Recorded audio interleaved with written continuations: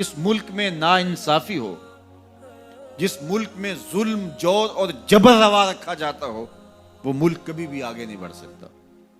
وہاں کبھی بھی سکون اور کبھی بھی طمانینت نہیں آ سکتی.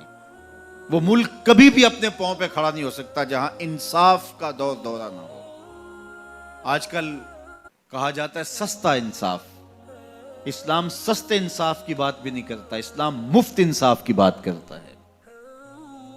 ہر شخص کی دہلیز تک انصاف پہنچے، اور اسلام نے انصاف کے تقاضوں کو اس انداز سے پورا کیا کہ میرے اور آپ کے آقا و مولا کے دور ہمایوں میں بنو اسود کی ایک خاتون چوری کر لیتی ہے اور اس کے ہاتھ کٹنے کا حکم ہوتا ہے، تو حضرت اسامہ بن زید رضی اللہ تعالی عنہ کے ذریعے سے حضور سے سفارش کی جاتی ہے کہ یہ قبیلہ نیا نیا اسلام لایا ہے، ان کی خاتون کا ہاتھ کٹ گیا تو کہیں یہ اسلام سے ہٹ نہ جائیں، تو کوئی نرمی برت لی جائے.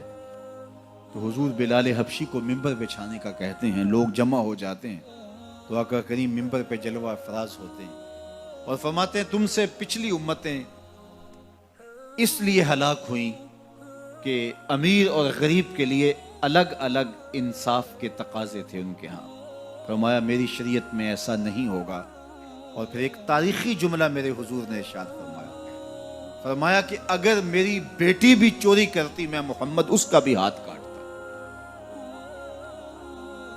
جب کسی بھی ملک کے اندر، کسی بھی ریاست کے اندر دو طرح کی عدالتیں ہوں، غریبوں کے لیے الگ نظم ہو، امراء کے لیے الگ قانون ہو، تو پھر کبھی بھی اللہ کی رحمتیں ان قوموں پہ نازل نہیں ہوتی.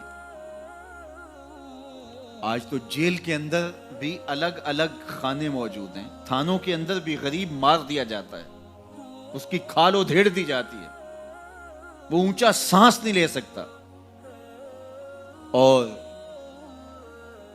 با اثر لوگ تھانوں میں بھی دامادوں کی طرح رہتے ہیں، اور وہاں بھی انہیں مہمانوں کی طرح رکھا جاتا ہے. اور عدالتوں میں جو ہوتا ہے وہ کسی زمانے میں کہتے تھے کہ وکیل کر لو، اب کہتے ہیں جج کر لو.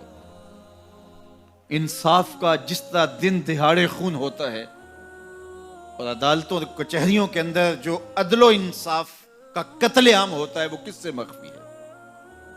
اپنی آنکھوں پہ پٹی باندھ کر کے اور خاموشی اختیار کرنے سے کوئی فرق نہیں پڑتا.